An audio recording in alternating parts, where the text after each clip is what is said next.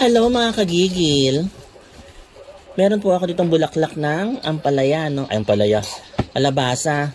Tatanggalin po natin ito, no? Ayan, yung mga yan, tanggalin natin. Pati yung nasa loob, yung dito. Asan na ba yon? Yung ito. Yan, tatanggalin yan. Tapos yung dahon niya, ito, maligas-gas kasi ito. Tatanggalin nyo rin ng ganyan, pag ganyan, oh. Yung parang thread. Ayan, ganyan. Ayan, ganyan, oh.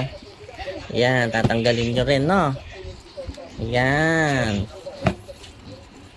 Hindi pwedeng basta nyo na lang siya ilalagay, no? Yan, tanggalin yung ganyan. Yan, o, diba? Ganun lang po, tatanggalin nyo. Ayan, o. O, yan. Tapos, pag natanggal nyo na yung mga strings, ano, gaganyan nyo rin po yan, ano? Yan. Gaganyan nyo ng kamay nyo, yan. Kasi maligas-gas yan, hindi nyo makakain pag hindi nyo ginanyan. Yan. Ayan, sabi ng nanay ko. Di ba? May natutunan kayo, mga kagigil? Start na po tayo mag-isa. Ayan.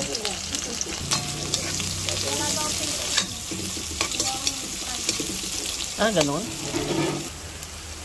Kamatis. Lutuin maigi ang kamatis. Kaya na palagi ko sinasabi, no? Ayan, luto na yung ating kamatis. Lagyan na natin ibang gulay.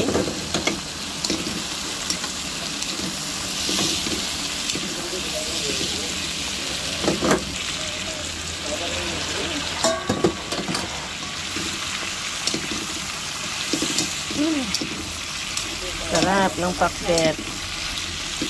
Napaka-healthy.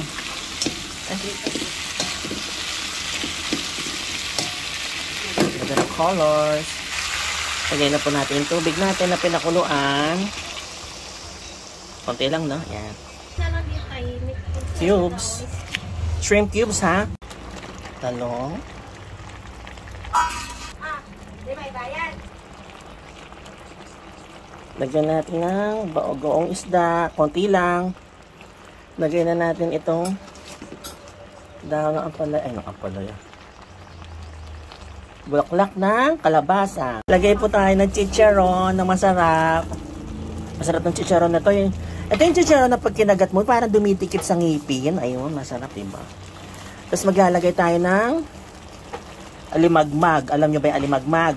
Ito, oh, yung maliliit na hipon. Yan, lagyan natin. Pampasarap. Ayan. Tikman na po natin.